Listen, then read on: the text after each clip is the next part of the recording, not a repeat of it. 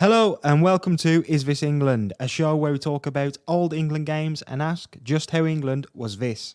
Today, we're back in the US of A to round off the prestigious Bicentennial Cup. Revie's Rebels are in the city of brotherly love to face off against the rarest of beasts, Team America. Fuck yeah.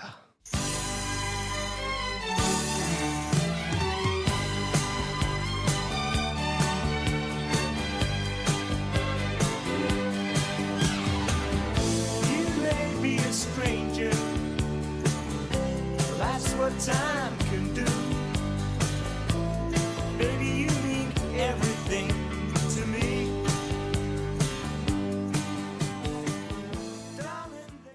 Born in the USA, baby. Absolutely. We're back in the USA. Back in the USSA. Oh, it feels good to be back, doesn't it? What madness are we going to have unveiled on us today for a peak 70s USA? When I saw this in the schedule, it felt like a nice breather. We've had a lot of Yeah. intense games recently. Bit of a palate cleanser. Bit of a palate cleanser indeed, one we were really looking forward to. Before we go any further, if you can all take the time to give us a nice review, preferably one with 5 stars. Doesn't even have to have any words, just the stars. That's all we care You about. could even just write 5 stars, as that's what you're giving. That doesn't work either. Just press the button that says 5 stars. And follow us on social media at isthisengland_, at istvis_England. And you can email us at isthisenglandpod@gmail.com. Well, I nailed that. Smashed it. Smashed it. We're in the year 1976 then for this England versus Team America Bicentennial Cup clash. Do you want to go first with the time capsule? Yeah. We've obviously already done 1976 once from the first game with Italy, and Can you remember what we put in? I put in Rocky 1, original recipe Rocky. I put in Hotel California. Yes, you did. Yeah, there you go. We've got. So those were our two. There was a first round picks. Yep. Two they feel quite optimistic compared to the two choices we have today. They're also very American, Very American. which was kind of what we've got. And I've gone for something that's very not American. Let's hear it. Yeah, I kind of looked and found it was a bit slim pickings for me personally, but I've gone for a crossover in culture. Slim pickings. So other than Rocky, there's That not was- much in 1976. Yeah, rubbish. I couldn't find much else. Bad year. Yeah, Must try better in 77. Yeah, poor year for culture. I'm sure like either side would have found really good things, but actually there's something that's quite, I'd say, important of whether, these kind of things are important to people. But within the music industry and culture, the 4th of June, 1976, the Sex Pistols performed at Manchester's Lesser Free Trade Hall. And it's seen as one of the ultimate I was there gigs. Yeah, perhaps the ultimate. I think people say about the Velvet Underground, what is it? Not many people saw them, but everyone who did made a band. But that's kind of over an extended period of time. Yeah. Well, especially in the early days, obviously a bit more famous as the cracked on. But yeah, I was there gigs. Lesser Free Trade Hall. Is that anti-free trade? I don't really know. Down with this? It seems a very strange place to hold a gig, really. It's like a proper hall, like you'd have like a meeting at almost, like a town hall. Imagine basically what the Simpsons have in their town hall. Yeah. I think that's basically what it's looked like from the film I've seen of this. Oh, yeah. I can definitely imagine it being like that. I love those venues. Yeah. It's just like an old, and you're in the room and you're like, yeah, they've made some decisions over like on-site parking and off-street parking in this room. There is absolutely 0 fire exits here. Yeah. Yep. Oh, there's fag burns in the seats. That's lovely. Why have you chosen this? It was just like you say, it was one of those actual I was there gigs, and it influenced so many other things. So this gig inspired a generation to make their own music, and it's seen as a jumping off point in the film 24-Hour Party People, which we've mentioned previously too.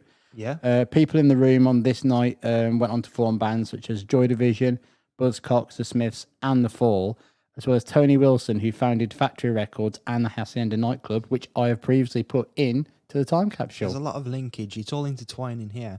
The Smiths, was it Morris?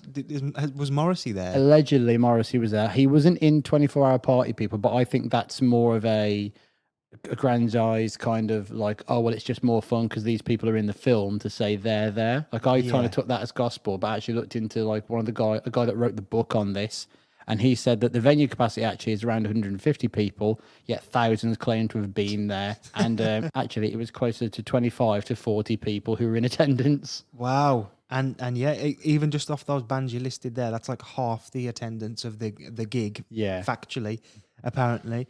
Why do you think this one in particular? I think it was just the Sex Pistols. It was just such a different thing to what anything that had come before. I know they were inspired, but I think was it like New York Dolls? Maybe they'd been inspired by, Yeah. and they were just something totally different that the culture hadn't seen. Like it was all kind of like prog rock, and everyone had got like 19 instruments, and it was all getting very convoluted. But actually, it was just people with. Brian Pern music. Have you seen that? Don't think so. What was that? Oh, it's a BBC series taking the mick out of all those rockumentaries. The band are called Foch, Okay. and the main guy is called Brian Pern. It's Simon Day from the Fast Show. Oh yeah, And yeah. it's an amazing. The series is so funny, but they're the ultimate like prog band. Yeah, yeah. But yeah, I was just when I asked why specifically this one, I meant more. Surely the Sex Pistols would have been playing in other areas. But why? It must have just been that crowd was so infused and ready. You know, Yeah. you listed the Fall, the Joy Division, the Buzzcocks, the Smiths. You know, I feel like if they would have played in London, maybe I don't know. They just didn't have the hungry young musical talent there with that passion. Yeah, and I guess maybe it was the scene. It has to start somewhere which isn't London for it to really become a something within culture. I mean, they go on to be one of the most influential, bands in UK history as well, and it's just seen as this huge, wow, nothing was important before. This is where it all kind of starts again. Year zero. Yeah, year zero, definitely. And as I say, they go on to be this incredible big band, and also they partook in this year of one of the most awkward and controversial TV appearances ever in UK history, being interviewed by Bill Grundy in December '76. Group called the Sex Pistols, and I'm surrounded now by all of them. Just let us see the Sex Pistols in action.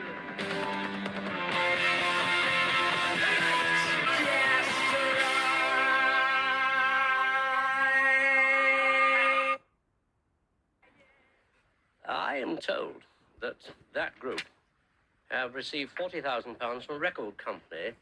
Doesn't that seem to be slightly opposed to their anti-materialistic view of life? The more the merrier. Really? Oh, yeah. Well, tell me more about You it. fucking spent it, haven't we? I don't know, have you? Yeah. It's all gone. Really? Down the boozer. 40? Really? Good Lord. Now, I want to know one thing. What? Are you serious, or are you just trying to make me laugh? Go on. Really? Yeah. No, but I mean about what you're doing. Oh, yeah. You are serious? Beethoven, Mozart, Bach and Brahms have all died. Really? What are we saying, sir? Wonderful people. Are they? Oh, yes, they really turn us on. What do they do? Well, suppose they turn other people on. That's just their tough flick. Which one? Nothing, a rude word. Next question. No. What was the rude word? Shit. Was it really? Good heavens, you frightened me to Oh, death. all right. So What about you take girls it. behind? He's like your dad, isn't he, this geezer? Are you, With your granddad. are you worried, or are you just enjoying yourself? Enjoying myself. Are you? Yeah. That's what I thought you were doing. Always wanted to meet you. Did you really? Yeah. We'll meet afterwards, shall we? Yeah. Dirty sod. You dirty old man. Well, keep going, Chick, keep going. Go on, you've got another 5 You seconds. Say something You outrageous. dirty bastard. Go on, again. You dirty fucker. What a clever boy. What a fucking rotter. Well, that's it for tonight. The other rocker, Abel, and I'm saying nothing else about him, will be back tomorrow. I'll be seeing you soon. I hope I'm not seeing you again. From me, though, good night. What a rotter. Yeah, it's such an interesting interview. So it lasts less than 3 minutes, and Grundy introduces the Pistols, and he's apparently drunk himself. Yeah. In this, and it's kind of seen as that. The Pistols sneak in some swear words into the interview, and it takes quite a while for Grundy to even pick up on them. Yeah, I want to see a picture of it. I'm sure Johnny Rotten was wearing a lovely, lovely jumper. Let me just take a look. Sorry for listeners go. and Nick. Look at that lovely jumper. Lovely wool type Seeing his eyes are just all over the place in that as well, aren't they? And it's just like he's just muttering to himself like a naughty child, and he's like, "Nothing. Next question." I don't know if he was being shy, or coy, or trying to be a smart ass, or what was going on there. But it was, It's so awkward. it's awkward. But like, I bet it would have been exciting. Yeah, well, they swore on television it was one of the first times anybody had ever done that as well. And Grundy then tries to attract the attention of one of the women that are accompanying the Pistols, and Steve Jones verbally just goes for him, and Grundy dares him to say something outrageous. To which Jones responds, "You fucking rotter, you dirty old man." Was he a rotter? Yes, it was definitely rot. And then there was a lot of other words used. He's like, "Go on then, say something again. I dare you." And then he just kicks off from there, really. No, sorry, was Grundy a rotter? He was being a bit weird in the interview, and again, he was already drunk. So just on the set, he's like, "Oh, they're as drunk as I am," and it was like they've probably not even had a drink. Like you're just being this old, weird bloke. Had lovely ketamine. Yeah, That's all they've had. And it caused a national outrage as well, especially for one Jason Holmes. Holmes, 47, was a lorry driver and told papers he was so outraged that his 8-year-old son Lee had heard the swearing that he kicked in the screen of his brand new £380 TV. Imagine. Just turn it off. Yeah, just turn it off. It's more effective. Yeah. Apparently, he then rang Thames to complain about the damage to his own telly. No, that voids your warranty, sir. Yeah, that definitely counts with you doing that. You are literally putting your foot through this TV is just ridiculous. Just because you've heard something annoying, it's like, well, my son's here. Time for violence. Yeah. You can't be seeing such a bad example on the TV, can he? No. Warp his brain. My pick then for the year 1976. You may say slim pickings for yourself, but two of my favourite films were released in this year. Okay. One of those being Network, and the other, my pick, being Taxi Driver. Ah, yes, I did see this and was like, I think this may be a Jord pick. I toyed with both, but Taxi Driver is more iconic, shall we say. Yeah. Have you seen Network? No, I'm not familiar with Network. Amazing film. IMDb description for Taxi Driver then.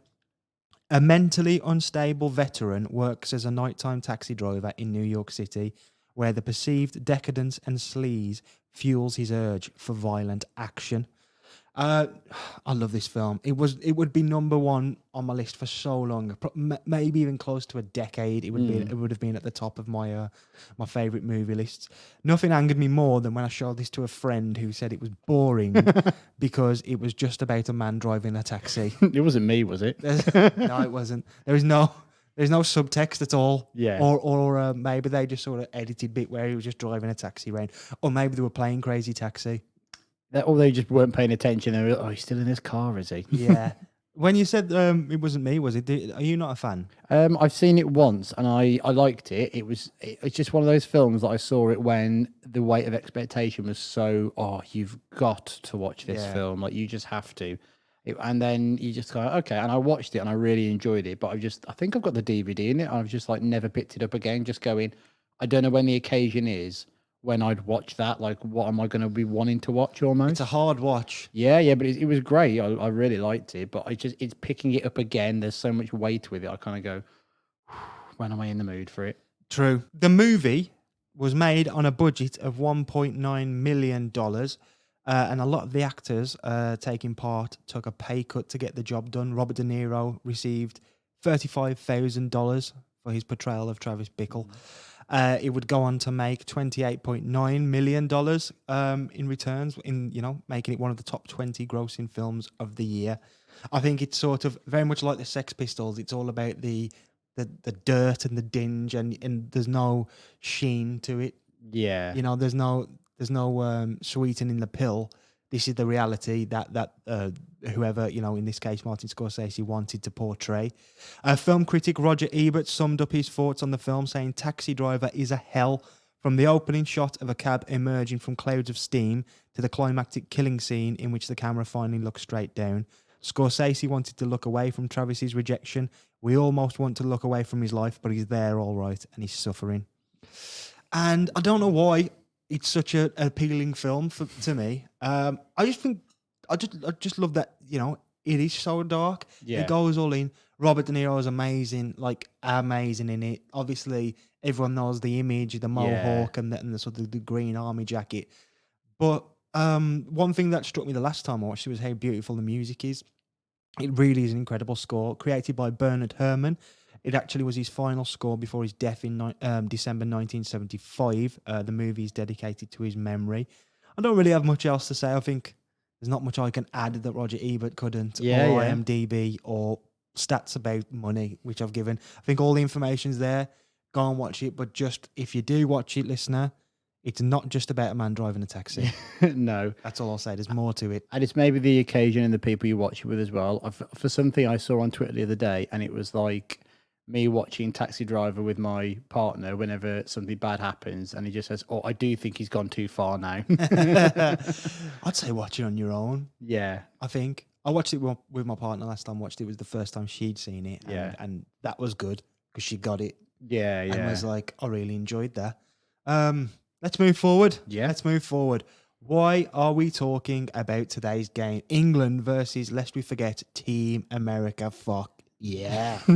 Yeah, we had such a fun time in the Bicentennial Cup against Italy last time. We thought, nice comeback, nice palate cleanser, as we said, to come back before we really go into the World Cup.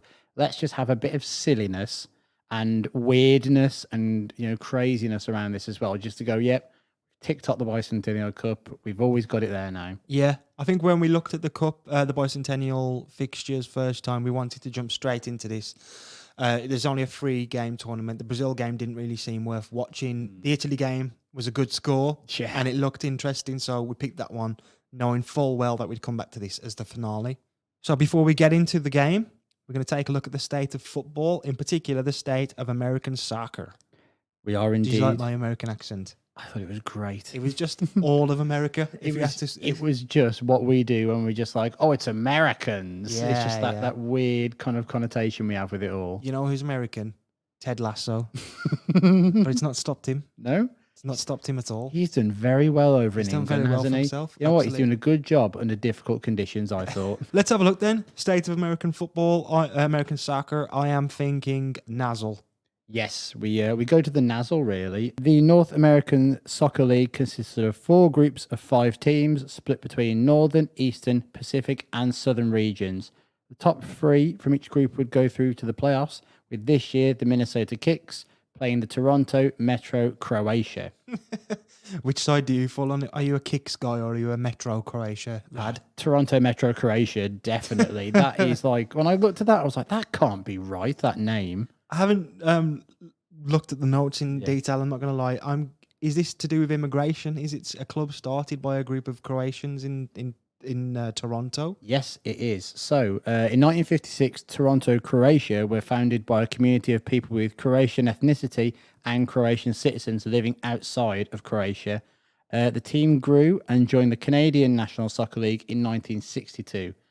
During this period, Toronto, Croatia started to attract some of the best names from their Croatian and kind of like Yugoslav roots. They'd contribute to Toronto, Canada becoming the major force in the division and would win 4 consecutive regular season titles, 2 NSL championships, as well as 5 straight Croatian Northern American soccer tournaments. That can't be the highest standard, that can it? No, they're a shoe-in for that one, I think. Yeah, I imagine they do very well in that most years. Yeah. Just goes to show, though, doesn't it? People from outside of America playing football against Americans always going to win. Well, I found that just amazing, the idea that they just kind of came in and saw this as like, oh, well, we can do something that's just almost like a pastime and a bringing of people together. And for them to go on to then become like they had like people who managed their national team come over to manage them as well. So they were kind of like no joke either.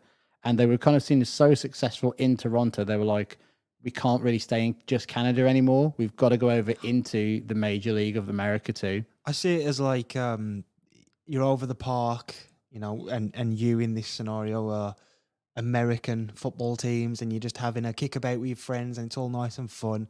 And then a group of unassuming looking lads say, do you want a game, mate? And then those are the Croatians. Yeah. The what is it? The Toronto Metro's Croatia. Yeah. And then before you know it, they're wiping the floor with you. They've taken the ball. They've gone Yeah. home. They've pulled your pants down, nicked your dinner money, Yeah. and gone, see you later. Yeah, they've taken theirs now. They're done. Absolutely. And yeah, 5 straight Croatian North American soccer tournaments later, they're on top of the game. They are, and so on top that in 1975, the club purchased Toronto Metros, who operated in the Nazil, and combined the teams to form the Toronto Metro Croatia. So they have made a Megazord. Purchased. So they're making money from this. They are like they're winning the National Canadian League. This is like professional players now to the level of like wherever that standard is, and they are now in the Nazil. Incredible. Can the story get any more wild? Well, so the idea was to be that the first team would play in the Nazil, and then the reserves would remain playing within the Canadian League as well. Sensible. So they could just still carry on. And while they're they are in their first season, they signed Portuguese legend Eusebio. No. So he comes to play for them, and within their first year as this newly formed team, they win 3-0 against the Minnesota Kicks in the final of the Soccer Bowl in 1976. So first year in, they've won the Super Bowl as the equivalent. That's incredible. What a story. There needs to be a film about that. I know. I was amazed that there wasn't, like, I didn't know anything about that. I'm just Yeah. like, that is incredible when you think about it. And the fact that when we're going to touch on it now, like, in the USA, the best team in their league isn't even, like, based in America. It's Yeah. Toronto with Croatian kind of immigrants and local people. And Eusebio up top. Eusebio too. God, I'll tell you what. Imagine they got some great business minds. It would seem as well that they've made the sensible decision of having a feeder club. Yeah. You know, in the Canadian League, getting the experience. They've purchased Toronto Metros, and then they've gone in and gone, let's get a big name to spearhead it, someone who can still contribute. And they've got Eusebio. And like you say, they've won the equivalent of the Super Bowl year 1. And also, when you think about how much of the importance is of winning a lot too, they've come over with just being so dominant from Canada. You come into the American League here now, and you think, okay, well, back in the day, like people would get promoted from the second division, it was known, into England. And actually, teams like Derby County would do really well like early on and win league titles. And that's kind of where we are in this era of football too, with like just winning is good habits, and just winning and everything being a bit more of a level playing field. Yeah, yeah. That's just seen as bloody hell. They've just gone and done it, haven't they? And kind of where do you go from there? Doesn't matter. What a story. Can somebody commission us to make a film about that? I mean, it would probably be better being made by a Croatian person or a Yes. Canadian. But either way, fund enough so I can not work for the next 5 or 6 years, Yeah. and I'll do it. I think we get Ryan Reynolds in, Get Ryan Reynolds. in. famous Canadian. Yeah. And we also get Luka Modric in. Yes, yes. For the sort of the authenticity. Yeah. It gives you that credibility, doesn't he? Where, you know, even the skeptics gone, they shouldn't be back in that film. Yeah. You go, well, they have got Luka Modric in, so yeah. And Ryan Reynolds can just fund it, as he can apparently just buy football clubs on whims as well. As I said in that Wrexham documentary, we needed superhero money. We needed gin money, that kind of thing, to just be able to do this kind of stuff. Can't be that much. I mean, there must be a 30 for 30 on that team. I haven't seen the Wrexham thing. Does Bootlegger get a mention? He's on it a little bit. Like, Is he? I think it's like, it's kind of like a cut quip, like a snapshot to what the club are, and it's him with his fucking hat on the front of it, down the front line, just saying something. That's like disgusting. Mad. Yeah, I think it's that clip almost of that, or him just going, getting tasty now or whatever. Yeah. It's like, okay, this is what the people are on it. And from what I only seen the first 2 episodes, so I don't think he makes another appearance. Anyway, big up Toronto's Metros, Croatia. And let's have a look at the build up to today's game then. So England, as we mentioned last time, had failed to qualify for Euro 76 after being pipped to top spot in their qualification group by eventual winners Czechoslovakia. England playing kingmakers as per usual. As per usual, and as you say, Czechoslovakia go on to win that tournament, and they invent the Panenka penalty, because Panenka just rolls it down the middle and chips it, and that's what wins them that tournament as well. Yeah, I want to know exactly how many times England have been kingmakers.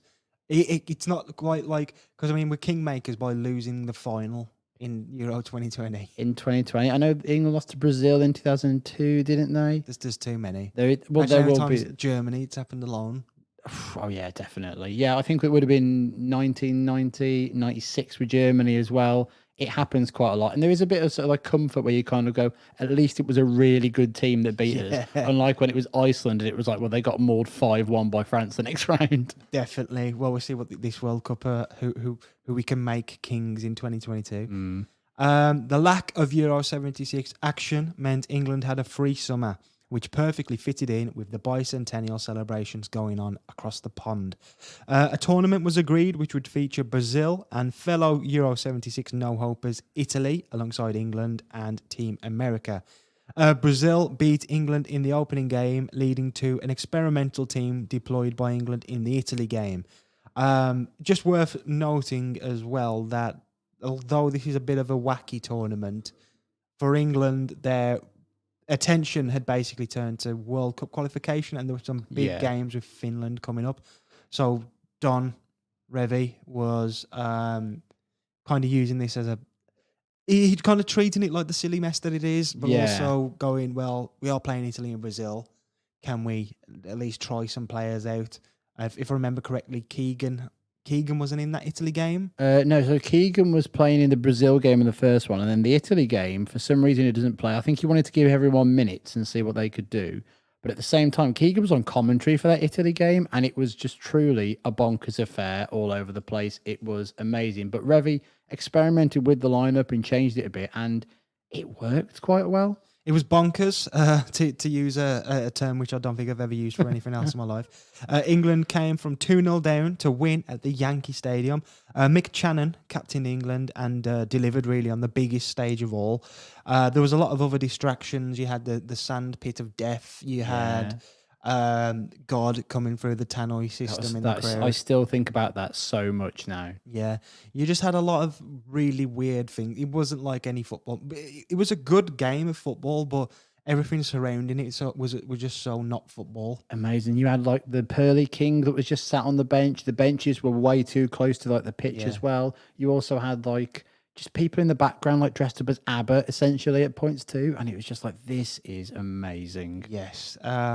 What did you think then? Looking back to that game, would you treat it as canon? Is it actually worth anything, that victory? Yeah, I think Italy put out pretty much their full strength team, and Italy saw this as an opportunity as well for them to get back on top for qualifying for the next World Cup too. So yeah, they had a good showing in it too. I think Italy were good in parts. They'd played their full team. England a bit of a swapped team around really. Yeah, and it was a good show all round, I think. And every team did have desires on winning this because it was still a thing of, if there'll never be another one of these. It is a bit of a weird, crappy, friendly tournament, but there are 3 major sides in it to do so. Yeah. England's final opponent in the group would be the side put together by America, known as Team America. Yes. Let's have a look at them then. I can't remember how much detail we went in last time. I think we may have gone a bit in. But Team America were formed due to the USA's own national team being deemed not of a good enough standard. The year before the Bicentennial Cup saw the US national side play 5 games, losing all of them, conceding 22 goals and scoring only 1. So Team America were formed to ensure the side representing America wouldn't be totally embarrassed by the international heavyweights of Brazil and Italy and England. England as well. Don't forget England. Well. Real heavyweights at this point as well. So it's a team. It's a crack team. Basically, the best of anyone who was living in America at that time, who'd ever been to America, who could point to America on a map and would accept payment to represent Team America. Pretty much, yeah. It's got big feelings of Mr. Burns putting together the softball team, doesn't it? Yeah, definitely. I wonder who was the brains behind it and the checkbook behind it, whether it was one man or whether... Do you think it was the government? I think there was like because at the end of the game, you see like it's like almost like a sponsorship by like the US Bicentennial Group or something. So like you get like the Commonwealth Games or a World Cup, you have like a committee who come together to advertise something and make sure it's out there. I think that was put together by this to go, right, it's the Bicentennial, we've got lots of stuff going on all over the place, I'm imagining, but for this particularly, this was seen as, right, well, this cup is going to be something really good we can draw attention to because of the people we've got playing in our league at the minute. I think big credit needs to go to whoever was in that room at the time and went, can I just say, we can't play our national team. I think the idea for the tournament came before the idea for Team America. Yeah, yeah. So at one point it must have been we're going to do the tournament and we'll see how it goes. And then some junior, I imagine, is probably like you might sack me for this, but I have to say you can't let this happen. Have you seen our national team? Yeah. Like he's there with like a USA men's national team like baseball cap on. Like they are terrible. Like, I love God love them, you know. Yeah, but you know they scored 1 goal last year. That's not many. Yeah, but they conceded 22. yeah, and if you know anything about numbers, Yeah. that was on good numbers. No, they are quite low for most US like sports, but in this one they're particularly bad. Yeah. So let's have a look at the formation of Team America and the stars that make up this squad. Representing USA, Robert Rigby and Robert Smith, not Robert Smith from The Cure, although he was asked but had other commitments. I hadn't been to America in the last year, so couldn't do it.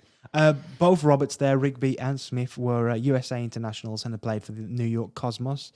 Another Cosmos colleague to join up with them was Keith Eddy, originally from Borough-in-Furness in England. Keith Eddy. From Borough-in-Furness, not Inverness in Scotland. No, I had to check that a couple of times. Yeah. But Keith Eddy is the most 2 first names man I've ever seen in my life. Yeah, I've definitely. never seen Eddie as a last name. Eddie. No, nor have I actually. Eddy. Well, he's a massive traitor. There are other traitors as well joining Team America. Stewart Jump ship, more like. Originally from Manchester, was on loan from Crystal Palace at the Tampa Bay Rowdies. He joined Team America. Didn't even ask any questions. Former Welsh international Michael England. Confusing. It's getting complex now. He was playing for the Seattle Sounders. And Tommy Smith, based at Tampa Bay Rowdies also, was on loan from Liverpool and had actually played for England in 1971. Yeah, he was seeing it. I think he played quite a lot for Liverpool. I think he's quite a famous player in their kind of like 70s era, but for some reason, he's out to the Rowdies at this point. You're starting to see the absolute hodgepodge lineup and squad that this is. This is really just casting your net far and wide. This is beyond Jack Charlton and his, Yes. and his was it the grandmother rule? Yeah, the grandmother rule or whatever it was. Yeah, Jack's lads. We also have another Homes Nation nemesis in David Clements, who played for Northern Ireland 44 times and against England on 8 occasions. Get someone in who knows the enemy. Yeah, you got to bring them in. Right, he's the scout and he's also playing. He's done a lot of recon. Yeah. Clements also scored against England in 1973 and was Northern Ireland's player manager for 2 years. He is also at the Cosmos. Well, I've had a look. How have the Cosmos not won this? They've got so many players who are allegedly in the best of their team. I don't think they have a single person that was from the Toronto, Croatia Metro team that we talked about. So they're just like, no, we're not even pretending that happened over there. Just ignore that. yeah, I mean, they may have been asked, but they may have gone, no, Of course not. we represent Croatia first, Yeah. then Toronto, Yeah. and then a bit of Toronto that's like Croatia, Yeah. and then specifically our town in Croatia where our family's from. Canada's in there too. Canada will be okay because they've allowed them into the league, Other but bits not of as Canada. much. And apparently something to do with Yugoslavia as well, did you say? Yes, well, yeah, it was still Croatia, Yugoslavia was still Yeah. kind of seen as one at that point too. Then and only then would we consider playing for another team once we were ruled out of all those options. Well, yeah, they're much more loyal than some of the slugs we're about to talk about now as well. So yeah, it's not all Americans and expats. We've got some international flair here too. First coming from Giorgio Canagli. Canagli was a former Italy international, collecting 14 caps in his day, and also played for the New York Cosmos. New York Cosmos, just play their team, you may as well. Well, you pretty much have, but I don't think they're that good. If they didn't even win I don't think they even got that far. Like, they didn't get to the final. That was Minnesota Kicks as well. Jeez. So Giorgio, had he seen England in his time with Italy? Oh, he'd seen them with his cold, beady eyes, yeah. He'd played against England once when Fabio Capello netted the only goal as Italy secured their first ever win against the Three Lions. If only it was the last. I know. Yeah, amazingly, he started his career at Swansea Town as he emigrated to Cardiff when his family were from Tuscany when he was 8 years old. Wow. So he's been all over the place here, as always, just on the outskirts of England, just prodding every now and then. Another international forming part of Team America. It's very, you could say it's very nice that it's all diverse and people from different international, backgrounds and what have you. But we know it's not that. It's just they're available and they're better than us. Yeah. We'll see about that in a second bit. Another international then to form part of Team America was Julie V. Originally from Hungary and had played for San Jose Earthquakes. V actually never played a full game for Hungary, but was a former youth international. He would, however, go on to become a full USA international, winning 4 caps in between 1976 and 1982, scoring 2 goals. Great record. Yeah, he's in there. I mean, that's taken a long time for him to get 4 caps there over 6 years. And But it's a good ratio it's for, a good, yeah. like he's not getting much chances considering he's got a scoring record of 1 in 2. Yeah, it's really strange why he didn't end up playing more over that period. I didn't really get to look in to see why, but after moving to the National, V played a 1976 indoor tournament, which later developed into National's indoor league as well, where V would go on to become the league star, really. I wish the Prem had an indoor league. Yeah, did you not remember that? What I told like mini disc sixes the other week? Oh, Though, and yeah. Gaza got injured in it. Like that would be good for no one, really, would Indoor it? football just always has a place in my heart just because of that option on FIFA 98 Road to the World Cup where you could choose stadiums and one was indoor. I used to love the Legends. Do you remember like when it was Yeah. a summer holiday and it was like nothing else was on Sky or whatever, and it was just like, oh, the Legends are on. God, they should do that now. I don't know why they don't do because I think they actually you get them in like bigger stadiums and they go on tour and all that. But I just think like the five-a-side Legends games, I honestly could just sit and watch them all day if they were It on. could be a competitive league. Or do you reckon that now the players are actually too injured? I think they're too well off, if I'm honest. Yeah, They- true. Like really, what's the need? Like, is Rio Ferdinand going to really come out of retirement and just be like, yeah, I'm playing in this league and I'm going to get snapped by someone? True. But it could be competitive in a fun way. Yeah, like I think it'd be amazing because you had like people like I don't know from Man United, you always had like a recently retired player like an Andy Cole or something like that. Then you'd also get one of the mega old ones who made like 3 appearances, just like, yep, I'm counting in this. Yep. You may have just retired for the proper team, but around here, you've got me to get through first, son. I've been playing Legends for 25 years now. I feel like Dennis Irwin was playing in those tournaments when he was still playing almost. Like he was just so reliable, he'd always be there. Definitely. Well, that's what you need for indoor football, 5-a-side. You need reliable people who turn up and bring a ball pub. Sorry, we got really sidetracked there, but V played in a indoor tournament and kind of became a bit of a star through that. V was described in a 1984 Sports Illustrated article as a player who would find it tough to hold a place on a European third division side and who recognises that the simplistic indoor version suits his talents better than the grown-ups game. That's disrespectful. The grown-ups game. Simplistic, with a stupid simplistic version of football. Stick to indoor and leave the grown-ups to it. Oh, it's pathetic, isn't it, when they're talking about him? But he does bite back as well at this time in the same article. Yeah, so his retort is tell the rest of the world to go on playing in the mud and rain. We'll get rich while staying clean. The future of American soccer is indoors. He's a company man, isn't he?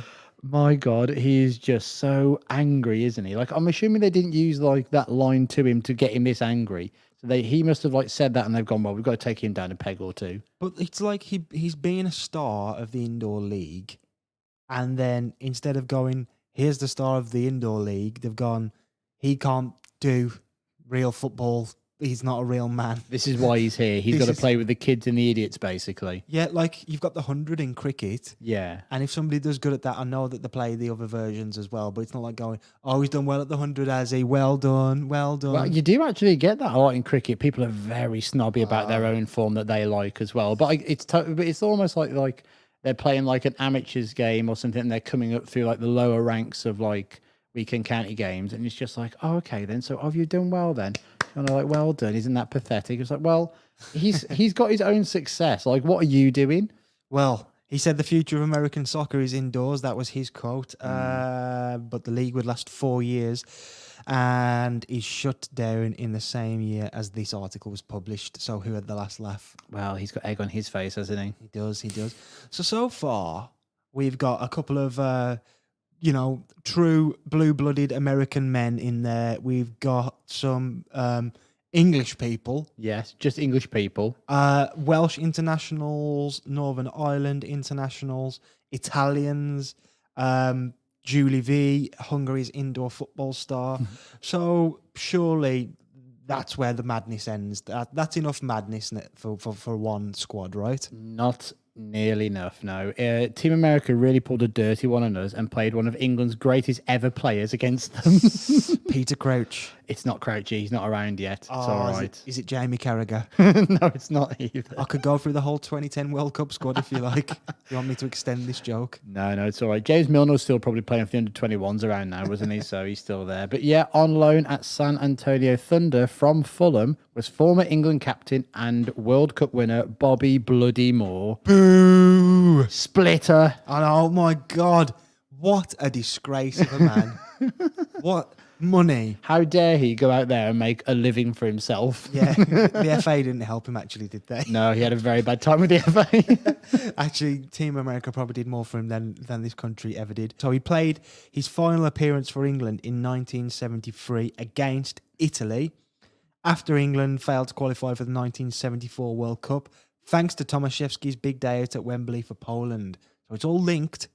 We're starting to see all these roots and these stories cross over now. It's the big Venn diagram meme of Always Sunny in Philadelphia of Charlie just putting one thing on the other. Like you've definitely, I know you've not really watched it, but that is like quite a prominent thing of him with just a cigarette losing his mind that it's all connected. Yeah, It's yeah, kind of yeah. what we're doing right now. We're all little callbacks where we've been. Absolutely. So, yeah, his England career's over. He's playing in America on loan from Fulham. And he's got the call up. Bobby, do you fancy being part of Team America? And he's gone, yeah. Yes, I'd rather like that. And surely the madness ends there. There is one more. Oh, God. There is another. No, it's not Robert Green. Not Robert Green. No, thankfully. Yeah, finally up front for Team America, they have Arantes do Nascimento Edson, better known to you, me, and anybody who'd ever listen, Pele. Oh. They've called the big guns in now. They've really got the ringers in. That is a spine. Moore, V. Is it V? Yeah, What was his V. name? Yeah, Moore, V. V, and Pele. Oh, how did they get him? So Pele was also at New York Cosmos, having played the majority of his career at Santos. He's 35 here and he's dazzling the crowds at Yankee Stadium, scoring 66 goals in 107 games. Those last two editions. That bumps it up a bit, doesn't it? Yeah. That's like, okay, we're sit. It's like when Chelsea kind of bought, Chelsea were bought originally, and like, okay, they've signed so and so. So, oh, they've got who? Yeah, Crespo. Yeah, they've got. Oh, God, he's good. Yeah, Like yeah. he's really good. Well, how have they got him? Yeah, it's like fantasy football league as well. So Yeah. it's like you've got. I've spent big on Moore and Pele. Yeah. and I'll just fill the rest of the squad with some cheap tat. I've got Haaland and I've got Salah. Yeah. And like, where am I going to make the rest of this up from? Okay, we need these. Right, who's 4 million? Sort by 4 million. Let's just do this. I mean, it could have been even more wild. That is the end of the wildness, really. Yeah. But I'm pretty sure I read Gordon Banks was only not playing for them because he was injured. Possibly, yes. I think he's over there at some point too. But we do have other players who were involved and originally supposed to be part of this too, but pulled out, including Rodney Marsh and George Best. George Best would have been too much. I mean, that's just, again, you spent all your money. That's your secret one, isn't it, Yeah. there, just to come in. Best and Marsh were kicked off the team, however, after they failed to show up to the first practice. Just so on brand that, isn't it, for those two? To be honest, if you're not going to show up, just don't show up for the first one. Yeah, at least they were up front and they were just like, yeah, it was definitely a 3 a.m. decision of like, oh, yeah, we'll definitely do that. Oh, we've got that fucking thing tomorrow, haven't we? Oh, let's just go out, forget it. In the days before mobile phones as well. So you Yeah. didn't even have to text them going, feeling shit, not going to come, soz. Let me know next time. Yeah, I don't know what they'd have done now. They'd probably just had to have like told someone in the hotel they were in, like, oh, can you just drive to that place and tell them, please? And don't tell me you've done it. Just, I'd never want to hear about it ever again. I reckon they'd have been in like one of those really like frilly like bathrobes, Yeah, like in yeah. a hotel, and they just pick up this massive yellow phone, and you're just like, yeah, definitely not coming in, lads. Can you just look, Lorraine? Just listen. I know I've said it before, but I'm not coming in. Just tell them I don't care what Pele says. Send him round. Yeah. What's Pele going to do? What was he gonna do? Come around here and claim he scored another goal? Sod that. How did they get on then? Because what we're looking at is round 3 of 3, isn't it, fixtures wise? How did this ragtag bunch get on in their first 2 games? So they lost their opening game 4-0 to Italy, with Pele blaming a lot of other people around him. Did he? Yeah, so Pele said, "We only practiced together twice. There was a great deal of confusion because we weren't used to playing with each other, particularly in the defence. Most of our players come from England, where they play more high ball. I'm used to playing on the ground." Oh, yeah. Pathetic. Pele. This is Team America, mate. Yeah. What's England got to do with it? Yeah, allegedly, because all the players over here that he's bringing over are English, it's their fault, not the fact I'm 35. And Pele, being a man of honour, refused to play in the next game because it was against his home nation, Brazil. Look, are you a turncoat or not? Are you taking this money or are you not doing it? This is such like, I can't play against my boys, my Samba boys, who I'm not good enough for anymore. The Bicentennial team, like, that's kind of the main one. That's literally the point. Yeah, that's- everyone's going to be here to see you play them. Yeah. You not doing that is kind of in breach of your contract, Pele. Yeah, definitely. And he's going, well, fine then, I won't play against England. Well, we didn't say that. Whoa. No. You got look, Bobby's doing it. Bobby is as well, Bobby. Oh, Bobby. But also, Cagliari didn't have a problem with it either. He played against Italy too. Jesus. So did the win in his absence, did the loss of Pele increase Team America's potency? No. So, Team America only lose 2-0, but it's safe to say that the Brazilians kind of took it easy on the hosts. At one point, Rivellino nutmegs Tommy Smith and all the Brazil team just start laughing. No, that can't have happened. Yeah, apparently. Bob Rigby said the Brazilians were almost wetting themselves laughing. I was sitting next to Pele on the bench. Pele was always the diplomat, a gentleman. He almost had a hernia from laughing. He is Taking the piss. he's supposed to be on Team America. He's literally on their payroll, and he's just like, "Do you see what he did over there?" Oh, bunch of idiots. Well, he'll be back for the next game, which is England.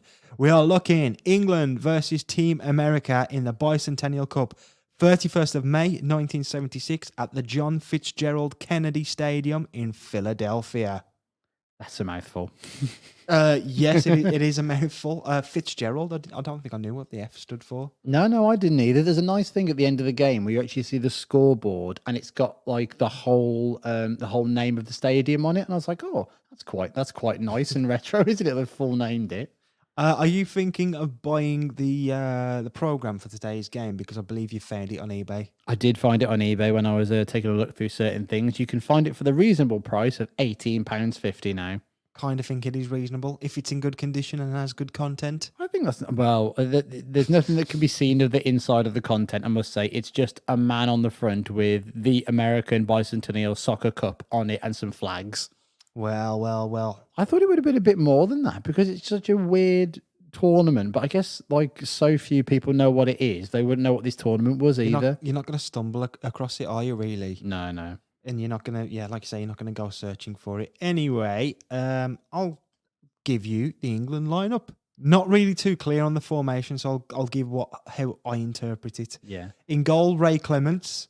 In defence, we have Colin Todd, Trevor Cherry, Phil Thompson, and Mick Mills. Midfield, kind of holding midfielders, Jerry Francis and Brian Greenhoff. Kevin Keegan doing his lovely stuff in perhaps a number 10 position. And a front three of Mick Channon, Stuart Pearson, and Trevor Brooking. And on the bench, we have Mike Doyle and Peter Taylor. Is that it? Yeah, that's it. That's all we can find. Who knows where anyone else is? Who else is there? That's all we can see about it, really. Where we usually get our England stats from, they literally don't even cover this game. It is seen as so much of a joke and not a real thing. Oh, so what do we say on this then? Mick Mills at left back. Always nice to see him. He's becoming one of my favourites, actually, as we go through this era. Just really solid and dependable. He came on in the Italy game and was like, for somehow coming on at left back, he slightly changed the game, really. He was brilliant going forward and great in the tackle as well. Always threatening to hit people as well, from what I can remember of him. Definitely. He's 73 now, Mick Mills. And one thing I don't want to see is him really old. Yeah. I always want him to be crystalline. You just like preserved with that mustache, with his fist pulled back, Yeah. like ready to punch someone. Or almost clenched by his side. I don't want to. Oh God, no.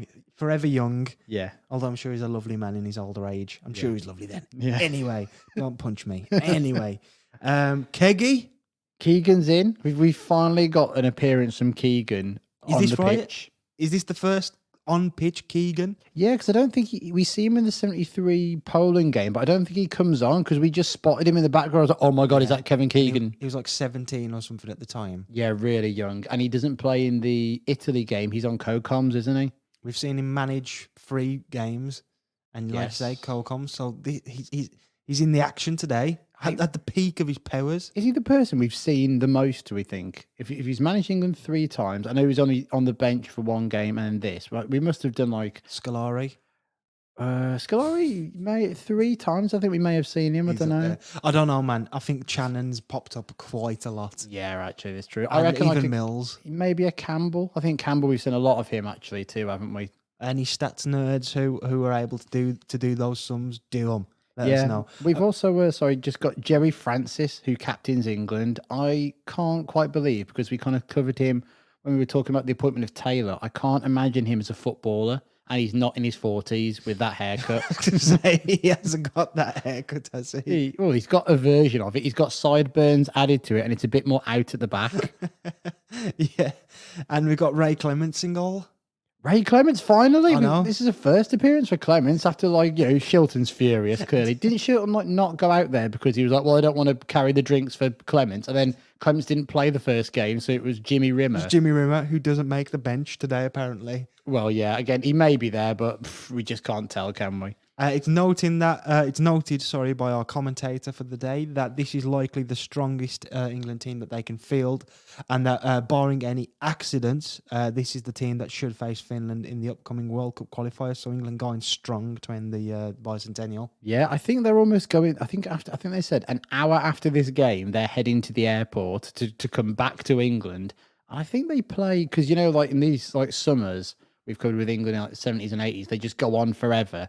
I think England go on to play Finland after this game. That's their next game as well, which is a week away, maybe. Good on them, getting stuck in. There's no time to waste, is there? No, there's not. Let's have a look at Team America then. Are you ready to give us this lineup of absolute turncoats? I'm going to go through the roster as we speak now. Yes.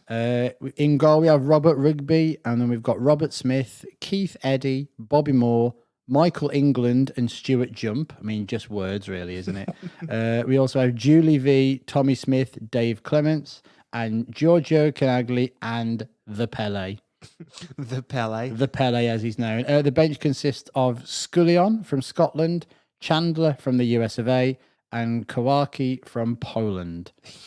Doesn't matter at that point, does it? Literally doesn't matter. Just get on the bench. Doesn't matter where you're from. Yeah, it's amazing that, isn't it? Just another Scottish guy. A Scottish guy's made it on there too. Another American there, and just a man from Poland that they found. Yeah.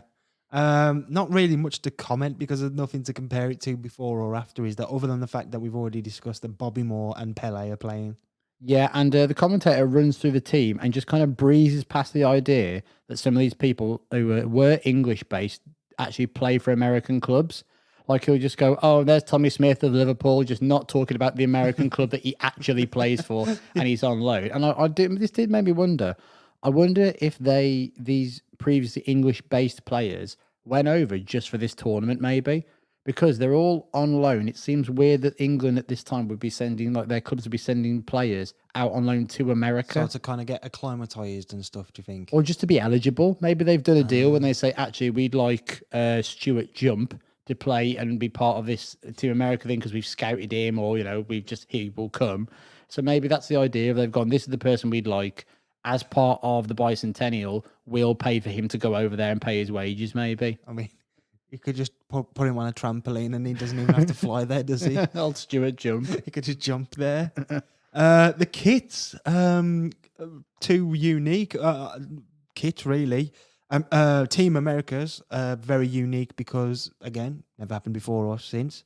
It looks like something from Sainsbury's that they would sell around the time of a World Cup for England. Yeah, only for 6-year-olds. Yeah. You might as well just have goal or soccer written on it, shouldn't it? Or kick or something written on it. Is he playing for a Team America kick? Mr. Kick. Mr. Kick. Mr. There is John Kick. Philip Kick. He's on the bench. Yeah, so you've got the USA letters written across the left breast and a there's a badge, but it's so high up. It's like half soccer ball, half like white rose. Yeah, like a rosette. Yeah, it looks so odd. I don't like it at all. It looks like they just got it out of a bin somewhere, like at Bibs. Speaking of odd, England's kit is yellow. Horribly yellow. Like It's piss, not- like piss yellow, that kit, isn't it? It's awful. It is piece yellow. And it feels like you can almost see through it. At points during the game, I could swear I could see some of the blokes' like bosoms like going like through it as well. And the rest. Well, yeah, let's not even get home to the shorts, shall we? Let's get into the game then. We're in a stadium today, the JFK Stadium, with a capacity of 100,000, and it is packed to the rafters if you consider 16,000 people in a 100,000 seat stadium being packed to the rafters. Yeah, you can give it its credit. 16,239 people are there actually to watch this game. Well, you know what? It's good. It's COVID friendly. Yes, they're going to be very spaced out. and you can put your feet up and enjoy the game. You don't want to be cramped in. Do you think they'd even bother with this low attendance sending a hot dog bloke around? Maybe we just put a couple of buckets full of hot dogs there and people can have their own. Yeah, you just go and get them yourself, basically, like an honesty jar that you just leave your money in. Yeah. We get the footage as well. It looks just like an open training session that you'd get anywhere. The crowd is tiny. I think by the end you can see there's a lot of people on the camera side. Yeah. So you can see quite a few people when the game finishes there. But when you're actually looking at it, it is a tiny crowd. It's like they've all got there by accident. Yeah, definitely giving away tickets to kids who are like flunking off school for the day. Yeah, there's so little interest in the game. A, because the American team is shit. And B, the Philadelphia Phillies baseball team are playing at the same time at the stadium next to this one. So literally you get a shot at one point when they come back from half time and they're just looking at the Phillies stadium, just going, well, a lot going on in there, I imagine. Back to this game where there's bugger all happening. Like there's no one here barely. It's kind of like this is like a overspill car park for that game. Like you wait like one person come out to the Philly game and they go, number 397. It's like, oh, I'm going in. See you, lads. Yeah, one in, one out. Bad crowd attendance, let's be honest, all jokes aside. Yeah, it feels like there's a bigger, sexier party going on somewhere else. And here, everyone's made the wrong decision in what they've come to see This today. is 200 years of American independence, and it's the last time you'll ever get to see Team America play. And they're playing against a full-strength England, and you can't even be bothered. Well, also, what a stupid thing to do to organise a game that's going on at the exact same time as apparently it's a double header over there as well, at the Phillies ground too. And it's so close. Like, why are you having two sporting things that go on at the exact same time? Surely this could have been moved. We saw in the England-Italy game at the Yankee Stadium, that was played on a ground where there'd been already three complete games of baseball in that week. So they're struggling to make this tournament work around the schedule of American sports. Well, it's a very lot like today, isn't it? With just things getting closed off for various reasons. Like, well, we'll just delay the games. There'll be no problems. We'll fit them in somewhere. Well, it's like, yeah, but you've got time to prep for this one. One of our favourite things about the Italy game was the behind-the-scenes raw footage and audio that we got from our commentator, Brian Moore. Yeah, I think it's Brian Moore as we kind of go along here. I didn't really clock him at the start because he wasn't doing a lot of Brian Moore things that I'm like more accustomed to from like early Champions League nights. But yeah, I think this is Brian Moore. Yep, and he's back at it again. We're hearing things that we shouldn't. He starts asking for more shots of Pele. And he's just like, give me more Pele, more Pele. I imagine it was like, you know, in Father Ted, just more water, more Pele, please. More Pele. He said, and he's not really getting a response from the guys back in London. Bob, can you answer me when I talk to you, please? London saying a crowd shot would be useful at the start. Bob, a beautiful crowd shot in the stadium as we wait for the start of the game. I feel like I shouldn't be allowed to see this conversation or hear this conversation, like, because they just keep nipping in and just, yep, just down the line a bit more, please.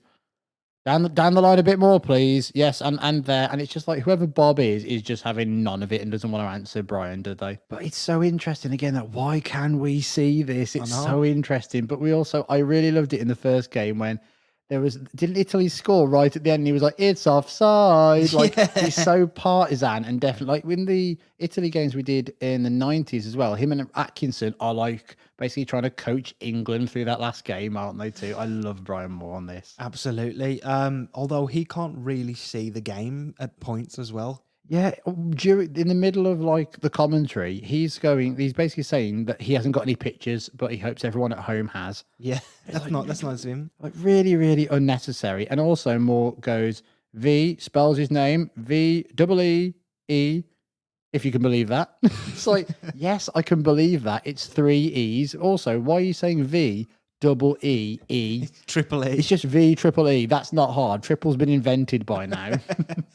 Is there anything happening on the pitch? On the pitch, basically from kickoff, Keegan takes the kickoff and immediately almost hits the referee, and the referee has to jump out the way of it. It's just like he's this moving target that Keegan's trying to hit straight away. This game kind of does feel like we're missing a bit of the charm and the weirdness from the previous one as well from the Italy game. It's a real shame because we wanted to cover some of the madness, and we're just like, does this one actually count as an England game? Yeah, it's got big friendly vibes. The atmosphere was quite good actually at the Yankee Stadium. It took a little while to fill out there. Yeah. But by the end, it was a great game, and you just don't think this is going to have the same quality and the competitive edge, even though they've got Bobby Moore, and Pele. Advertising hordes. Yes. Did you notice those? Oh, yes, I love them. So just to emphasize how few people are in the ground, the advertising boards look totally bare. It's like they've just been like a town's been abandoned and like that's all that's left really. Yeah. Like even though English companies have clearly bought the rights to them as well because they know these images are going to be seen by people at home and nobody else basically. Yeah. So we've got an advert for Woolworths and Geordie, whatever that is. I'd love to know what that is. What do you think it is? Geordie. I reckon it's like a building company. Yeah, I reckon it's clothes. Geordie Clothes. Yeah, like a jacket. Yeah, the thing is that we surely would have seen Gaza or something like decked out in all that at some point, wouldn't we? I take it back then. I agree. It's a building construction company. Maybe. We also get Holiday in Ireland. No, if this is for people back home. Yeah. Well, no, maybe they're on about go on your holidays to Ireland. Yeah. So you've got that, but also maybe it's like Americans going, I'm Irish. No, I don't think English people are going to be going on holiday to Ireland so much at this point. Maybe not, but well, look, they need to do something for the tourism, so they're just going, come on, it's fine, don't worry about it. Maybe that is the one for the Americans to just go, just come over, it'll all be fine. Another stellar name I noticed was Selexine Paints, who I googled. I just thought it was strange. It's not Dulux. Are they a paint company then? Their webpage blurb on Google reads, Selexine has been in Bermuda since 1975. It is a superior anti-mold paint from the UK. Superior to what their rival paint companies? Doesn't say. Does not say. Well, I could probably find out, but I didn't want to dig any further. No, not needed. I've probably given them their first click since like this era. Finally, it's paying off. It's paying off, this late advertising, absolutely. Early on, we can hear people banging on the boards and almost yee-hawing in the crowd. There's a lot of like, woo! Yeah! Come on! You don't want to hear that kind of like, especially when it's all quiet. Yeah. And then you just hear, it's like, oh God, where is he? Who's come around the corner now? I really get the sense nobody gives a shit about this game. It's too hot. Yeah, it's too hot. None of these teams are going to win a tournament either. It's the just, dead rubber. Yeah, it's awful. And also, Pele's family are here. Yeah. I feel bad for them even having to like sit through this because the camera points to them and almost like, I'm almost certain like the two children there, one of them's wearing like a construction hard hat. I mean, maybe just in case, you know. Well, it looks like behind them is just some really flimsy metal structure as well. And it's just like, if anything falls on him, he's got the softest head. Just put that hat on him. Maybe they're sort of sat upper tiers behind one of the goals and Pele's gone, that Mick Channon is shite. Yeah, he's going to hit you right in the head if you're not careful. Wear a construction hard hat. The first chance of the game does go to Pele, whose shot goes just wide. And I actually think in the very early knockings, Team America looked better than England. Yeah, they're kind of they're playing quite well at the start of it. I think they get into it as time goes on. Maybe they just like we've just got to try something now. Like we've lost both the games. This is for pride. How would you describe? I mean, it was a good shot. It was fine. He hit it with a bit of pace. How would you describe Pele's movement in this game? Slow. Slow. If I had to call it anything, I'd call it a non-fussed waddle. Yeah, it's without even kind of like knowing what it is, it feels like a charity game for Pele, doesn't Yeah, it? And he's just like, I am contractually obliged to be on this pitch and kick this ball.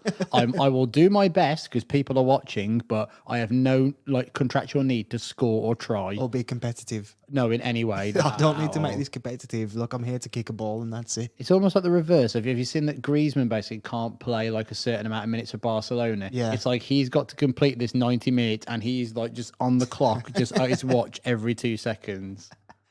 It's actually Atletico, isn't it, Griezmann? Yes. Yeah, from Barca. Anyway, not that we've got enough interesting stuff to crack on with here. We get a little scuffle between Bobby Moore and Kevin Keegan early on too by the corner flag. Keegan giving that traitor a little kick is quite sweet to witness actually. When Moore receives the ball at one point, the commentator calls him English all the way.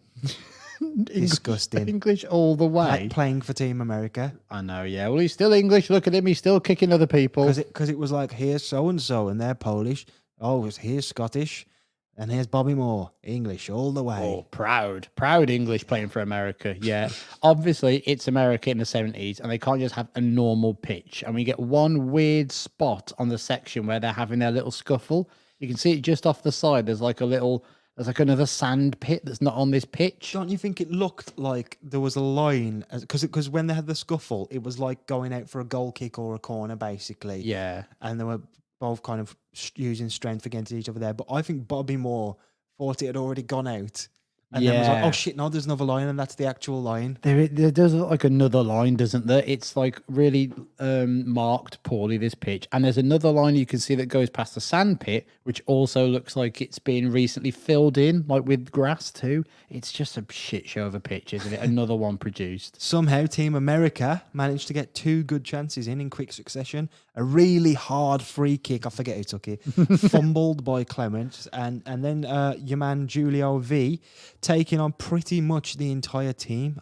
He's only really stopped because he runs straight into Clement because he's trying to take him on as well. I mean, they could have both been goals. Yeah. Especially the free kick. Well, actually, no, both. Because that was a good free kick. Fumbled as well, so Pele could have tapped it in. If he was trying. V was 1-on-1 with the keeper after taking everyone on. Why is this a competition?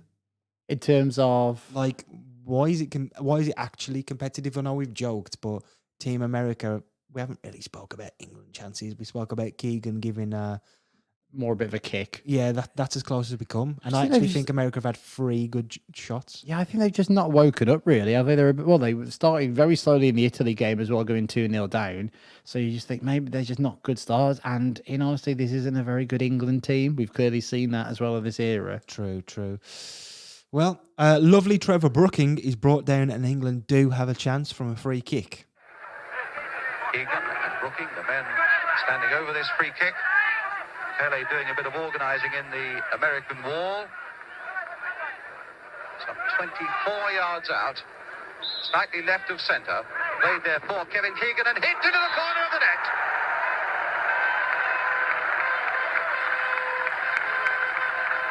One 0 to England. Halfway through the first half. Brooking looking up, considering that free kick. Plays it short there for Kevin Keegan. Rifling it through the wall and into the net. 1-0 to England. Goal! Keggy! Thumped in. Fucking thumped, yes, yeah. Woo! Yeehaw, son! Yes, we finally have our first goal scored by Kevin Keegan on the pod, and it's a thumping free kick. Brooking prods an indirect free kick to Keegan, who puts his foot right through it. It's into the keeper's bottom left corner, and England lead, and that is what it's all about. And now it's important. Yeah, now it's back. Now it's a competition we want to try and win because we need to win by like a certain amount of goals, and Italy also have to beat Brazil by a certain amount of goals. So it could still that a happen. thing? It's still technically competitive at this point, but because England have lost that game to Brazil, and I think the other teams have racked up like the wins as well. It's like, yeah, there's a bit of a chance, but not really. But I do appreciate the skill in which top level footballers have to do things like Keegan's just done there. Keegan has like one area of the goal he's aiming for, and you see a lovely shot on the replay actually as well with the free kick, and he can pretty much only place it in that bottom corner, and it's on the keeper's side as well, so it goes so quickly past him. You go, well, that is actually a really good free kick. Yeah. Big FA Cup third round game killer goal energy to this. You know, when you like Massively. you watch it on the TV and you're like, they're actually doing all right, and then it's just one goal and you're like, yeah, they're never coming back now. Yeah, it was like, was it with Tottenham? They were playing like some team, and you could see into like people's houses, and there were people who shouldn't have been there eating a pie just in the background. It's like, yeah, kill the crowd immediately. Who was the guy who scored a hat trick in that game? Vinicius, was it? Was it Vinicius? I think he's just signed for Fulham, I think. Is he? Yeah, because he did like the celebrate, like the Mbappe. Mbappe. Yeah. That was it. I was thinking he was suing. No. Yeah, we continue to dawdle through the first half, really. And England are rewarded for some sloppy play from a friendly face.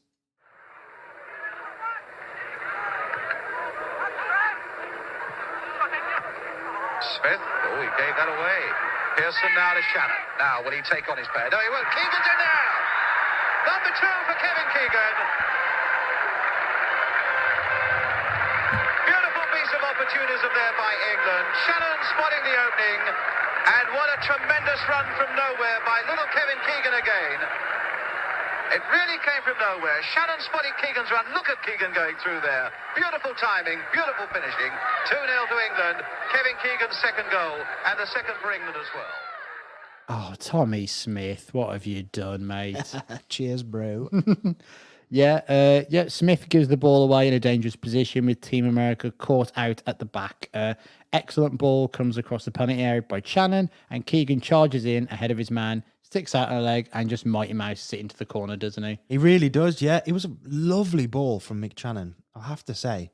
Oh, definitely. I mean, to go back one slightly, it is monstrously poor from Tommy Smith, what he's just done there. He's under no pressure, and he just kind of like no flicks it behind him. But like he's basically on the halfway line. The ball's bouncing up. It's like he doesn't really know what to do with it. So he just goes, all right, I'll boot it. But he boots it the wrong way towards his own goalie.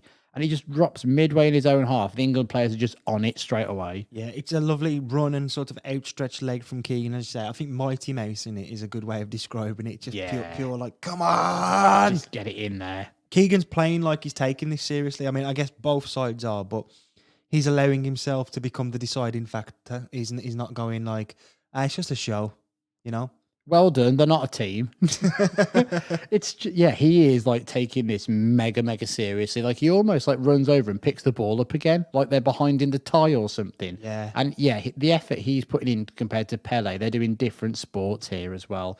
You feel as well like a lot of the burden of this team is on Keegan already. They've obviously had a first campaign where he played trying to qualify for the Euro tournament, ended badly. So kind of seeing there's a bit of a new start for him. Can he kind of take England to a tournament again and put what happened before right? We'll investigate that in the future. Can't wait. Just after the goal, Pele has a chance, and we're told that we saw then a flash of the old Pele. I mean, he just absolutely whacks it from a way out, and he's done that quite a lot so far. He does have a really good free kick saved just under 10 minutes after the goal. The commentator is so keen to hype up Pele at every opportunity. Feels to me like Pele's playing this, and it's not something he would do, but you know, in wrestling, where they're like, an old guy comes back to put over a new guy. Like John Cena came back last year, and it's like, wow, he's going to fight Roman Reigns. It's like, Roman Reigns has to win because John Cena's never going to be there again. Therefore, transfer all that power that he has over to someone who is going to consistently be there. And do you think Pele's doing that with Keegan? Oh, putting all of his energy into Keegan to get him over instead. Oh, I'd love that, wouldn't Keegan's like, I've dropped it. He's giving it me. I don't know where I put it. have you, I'm sorry to bother you. There was a chap called Pele. He gave me all of his energy and all of his magical powers, and I don't know what I've done with it. Kevin, you haven't left it in America, have you? Oh no! I can see it now. I I left it at the foot of the bed. Call up the hotel. Somebody must have handed it in. Pele definitely just came back and was like, that's mine. Yeah. Keeps it for Neymar for all these years later. Definitely. England do from here really take control, and the game just seems uneven and unimportant from here. We get some good Channon at this point, followed by some bad Channon.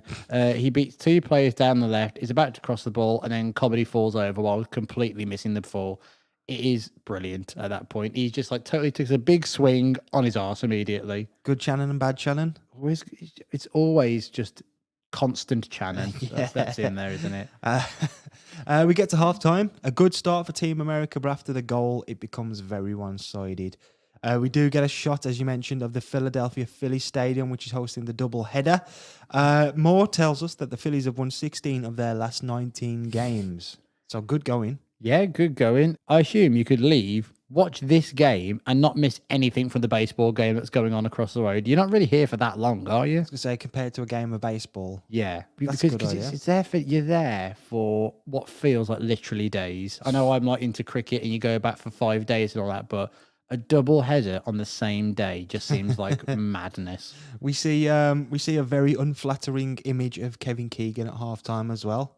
He looks terrible in this, like a drowned rat, does Keggy. He looks awful in that kit. Like the kit as well looks like it's clinging to him around the arms, like far too tight. And like I don't know what you call that. The seam? Oh, yeah, like the seam of the England kit's ridden up too much, even though it's like a short sleeve England shirt. It is like a jumper, though. Yeah, it is like a jumper, but it's like he's found it out of the washing, like the dirty washing, and he's just stuck it on for the game. And he looks soaked, even though it's not raining. Yeah, but, you know, he's a happy man. He's got 2 goals. He's clearly putting in all the effort. It's the perspiration that makes him look rough, I think. Back in the action then, and back with a goal. Francis. And now Shunt. Nice little chip pass there. What a well-timed run there by Francis. He's done it around the goalkeeper, Rigby. And he's there for number 3. A beautifully taken goal by the England skipper, Jerry Francis. That dummy on the goalkeeper was absolutely superb. Played forward now, and as the goalkeeper comes out, there's the dummy. And now keeps his head well into the corner of the net. 3-0. England captain Jerry Francis bags a third, and it's a nicely taken finish. Channon chips a ball into the right of the area. Good Channon. The goalkeeper rushes out, and Francis takes the ball over him. The angles take him a bit wide, but he has time to walk it into the net past the backtracking defenders. That is a lot of time given to do all of that stuff. Yeah. The run from Francis inside the fullbacks kind of does them all. It's a nice, simple pass from Channon, as we say, but the keeper maybe to blame. Yeah, he kind of just rushes out, and it's just unnecessary, really. Like there's gaps there where Francis has run into, but even like back then, you kind of go, sweeper keeper, really? Is this what you're trying to be at this point? And it's a bit daft. And Brian Moore as well keeps saying he's dummied the keeper on the commentary. Oh, well, he's done a lovely dummy round him there. It's like, that's not what a dummy is. Taking it round the goalkeeper isn't a dummy. Like, No. It's just you've touched the ball. A dummy would be if he's like, you've gone to go one way, then the other. It's a straight line that Francis has run into. So Moore's not with it quite there at that point. No, he's just excited, as we all would be. We're beating Team America 3-0 now. You better be glad it's your last game. Yeah. You don't want no more of this, son. Honestly, this is the big boy stuff. Run off home, yeah? Take Bobby Moore with you as well. We don't want him back. Neither do Fulham, probably, bless him. That's it then, really, in terms of the energy. I don't see a comeback. I don't see Team America, even with Pele. No. Up to this challenge. Yeah, it's taken all the energy out. Again, you thought maybe an early Team America goal, then maybe the bits of the crowd that are here can get behind them and there's a bit of momentum. But that is really the FA Cup like third round killer goal, isn't it? Like silence them all. They've got nothing else to do apart from watch us play lovely football. It's now. where you're like, before the game, you'd be explaining to your partner, you'd be going like, it's crazy because there's so many places in between these two teams, and then like they're not watching, and then that goal goes in, and you just put something else on the goal. You're not watching it. Yeah, I thought you were watching this. You can carry on if you want. Yes. The film doesn't start for a bit yet. It's like, no, I have no interest. I'll probably do. Do you want me to do any chores or something? Yeah, I'll do the washing while this is on. Actually, I'll just put a podcast on. But yeah, maybe we're not, treating it, with the respect it deserves. I'm sure there's a lot of good that goes on right up until the point where Kevin Keegan's not playing with any boots on anymore. Yeah, that is just disgusting. What is he doing? Well, it just seems weird. So I think He's holding them in his hands. he's literally holding them in his hand. He gets the ball passed to him. He stops, turns around, and like plays the ball back as well, while he's still like wearing like both of his shoes on his hands. It's just so unedifying. I think he's being bought off. Yeah. So but like he's not waiting until he gets off the pitch to take his shoes off. I mean, everything we've just said, oh, actually, maybe it's good and all that. No, it's all gone downhill now. Keegan's just better than everybody else. He's not got shoes on anymore. Pele now starts arguing with the referee as well, saying the boots could be used as a weapon. Well, I mean, only to himself, Pele. Don't worry, he's not going to damage anybody else with them. no. It's not great luck, is it, for Keegan? He's had a good performance, but image-wise, I don't think he's going to break America by acting this strange and looking like a drowned rat, as you say. No, he kind of like waddles over as well, doesn't he? Like when he's got his boots off too. And it looks like he needs to be on some sort of ward. Like he looks just very unwell. There's something with him without shoes on.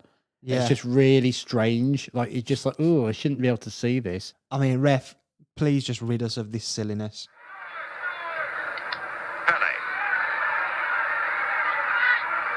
Francis after him. Pele shielding the ball well there as he found Quinalia. So Giorgio Quinalia again, a lad who was brought up in Cardiff and played for Swansea. Now with Scullion, and that's a goal! Scullion for America.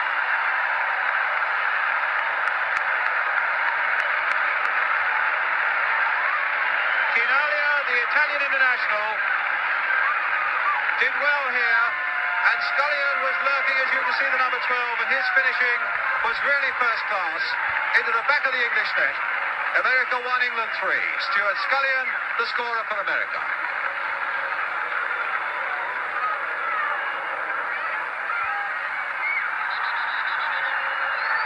Well, that's cheered up the crowd in Philadelphia.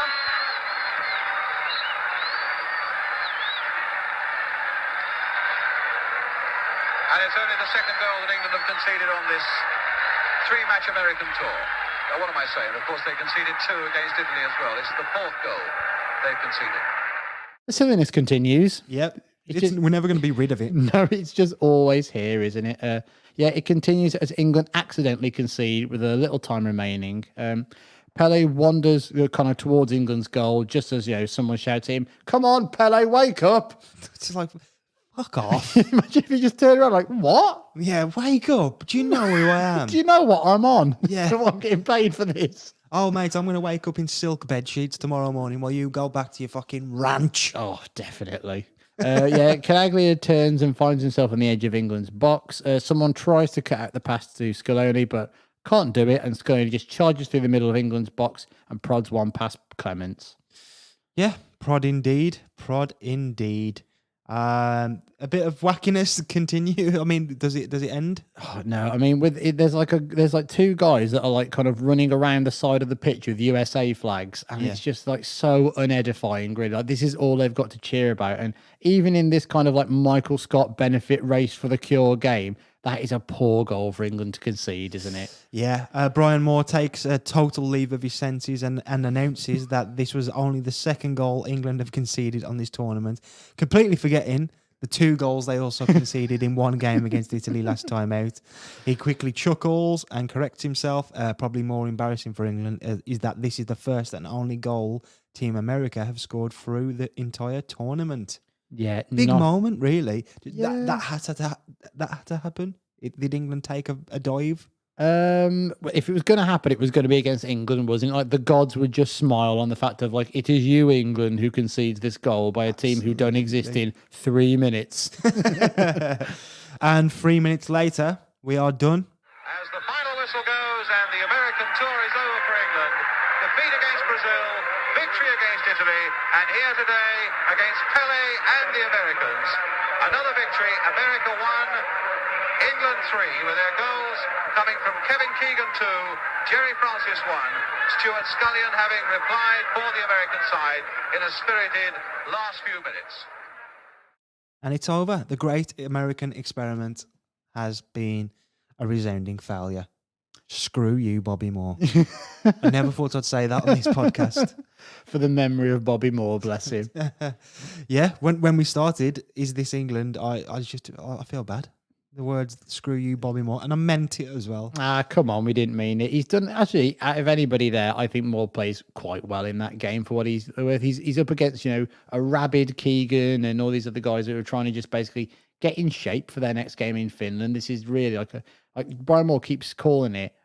This is a good practice. This is for England. Like they basically say, this is a training session now. And as we've got used to in the Bicentennial Cup, full time means everybody come on the pitch and run around and be mental. Finally, this is what I've been craving since we've been doing this. So the game has gone kind of, there's a lot of silliness that's gone on, and it just feels like really was that worth it. But now we get like a 2-minute bit where this becomes amazing. Pele's off. So Pele buggers off straight away. He races off the pitch, and it's quicker than we've seen him run throughout the whole game.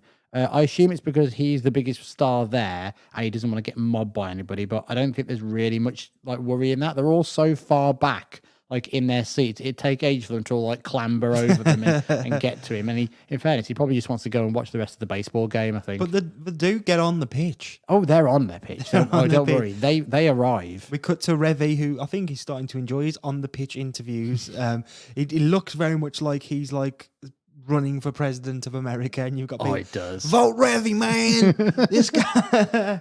So there's no protection for him from the fans. He don't care. A host of scruffy hippies come up behind him. Oiks. Yeah. They're seemingly all English though. They look like they've never seen a camera before. Someone holds a scarf up, sort of half out of shot. A man walks past with an umbrella, twirling it around to get attention. You've got girls just like kind of looking down the camera, just being really weird. Everyone kind of like looks down like straight down the camera, and he's kind of smiling as they're being like shoved around all over the place. Yeah. And there's one woman holding up some paper plates she's bought from somewhere with Union Jacks on, which say England. Confusing. Yeah. The interviewer looks at the camera, visibly annoyed, and starts to like bat the woman with the plates away as well, like a dog's humping his leg at a cash point. Like, just get off. Not interested now. We also get a big return. We get a run in from the Pearly King. The Pearly King is back. It's such a shame we didn't have the camera facing the dugout, because presumably he's been sat there all game. Oh yeah. He's part of the managerial staff. Yeah. Oh, yeah. For some reason, he's part of the team. Yeah, I know.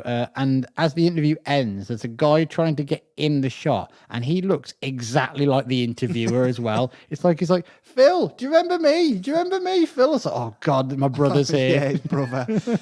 And finally, to round us off, we are wished goodbye from Philadelphia, and on screen we get confirmation that it has been Brian Moore leading us on this journey all along. Closure. Finally. I'm glad that now whenever we watch a 70s game, I'll go, oh, it's Brian Moore. Good. Because I tried to find out who this person was, and it kept saying, oh, it's Moore. I was like, he doesn't sound like him though. Like, I'm so used to him not having like the raspiness of, like, that's a really good one. Yeah. Like, hearing him do that, this is like early days Moore now. I was going to say, yeah, he would have been quite youthful for a commentator. Let's have a look at the aftermath then. America would continue to exist. Yes, as a country, they continue to exist. Yes. Team America doesn't. No, they're done. They're donezos. Who won the Bicentennial tournament then? Is it Italy? It is Brazil. Oh, Pele. Yeah, you've missed out there, haven't you, Pele? Oh, my God. He's helped them there as well. If he'd have played, maybe England could have won it. Absolutely. Or, it doesn't matter, but it does. Yeah. Maybe if we ever get him on the show, we'll have to ask him. Pele, why didn't you play in 1976 against your own country? Fairness, it's probably like he won't even remember. Like, it was such an insignificant part of his incredible life of just like, what? I did what? Bugger off. Well, it's insignificant because this game is literally not registered as an official England game. It's not all. These aren't official England goals for Keegan. No. Amazing. Not on his record. No. No caps. No caps either, no. But it's, with all this, the other two games are as well, which is kind of like amazing too. Like with the Italy and Brazil games, but this is such a joke that we don't count this one. Brazil beat Italy 4-1 in the other game, meaning that they won all three of their games and went home with yet another title to their never-ending list. Team America would not reform, but maybe for the next bicentennial, they can give it another go. Why not? With Clint Dempsey's great-great-great-great-grandson, or they're up front with a robot and Bobby Moore. And a YouTuber. That'd be a YouTuber there Definitely too. a YouTuber and like a regen of Bobby Moore. Yes. Oh, I'd love that regen. Yes. US soccer didn't push on in the way they were hoping as a result of this tournament, which was just kind of seen as a big cash in and a payday for everyone. USA did host the World Cup in 1994, which again didn't leave the lasting impact on the men's sport that it had hoped. It would take until 2002, where the men's national team's success in the World Cup would ignite an interest, which remains to this day. And they will face England in the World Cup this year. Yes, famously. That's on like a Friday night. I looked earlier. One of my friends asked me if I fancied going over to Dublin for the weekend with him. And I was just like, what day is that on? Oh, the Friday. You mean you want me to go over to Dublin to watch an England game in a pub in Dublin? It's like, I mean, just throw me to the Lions now, basically. Like, no good can come of me doing that, surely. I'll have to have a word with him. England would refocus on World Cup qualification. With failure to secure Euro 76 qualification, Revie was under a lot of pressure to ensure England didn't miss out on successive World Cups. Along the way, they'd have to top a group containing Luxembourg, Finland, and Italy. We've done it again, haven't we? We've done the warm-up for Italy, and then now there's a really big game coming. Again, we'll definitely come back to the Revie period of England because it's so interesting. We did intend to come back to his time with England and not in a way that involved the Bicentennial Cup before we knew about it. It was always on our agenda, but this usurped his actual legitimate time with the the hot seat and the hardest job in football. Nick, was this England? Kind of. So England kind of acting as party spoilers is a weird feeling. Like, it feels weird that they've just come in and gone, right, this is nonsense, just get rid of it. Especially when it looks like they don't want to be at the party. Yeah. Like, that's quite strange. But so let alone spoil it. But, but money spinning, pointless friendly overwrites this, and it's very England in my view. It can't be England. Do you not think so? It's not official. Oh, that's a very good point. It's not actually. official canon. Oh my God, it's not canon, is it? No. Well, it's okay to disagree. Yeah. All that matters is that the USA is an independent country, and Bobby Moore really, really did play against England. It actually happened. We saw it. We've seen, like, when we would have gone, oh, we're going to cover a Pele game one day. Did you ever think it'd be this Pele game? Like, that's just so strange. That this is the first Pele we've ever seen on the podcast. And hopefully the last. Yeah, never want to cover any of those successful Pele games, do we? Dealt with him. Watch him being a pathetic, lazy wreck at this point. Dealt with him. Dealt with the USA Bicentennial Cup, and we'll be back soon. Thank you very much for listening, everybody.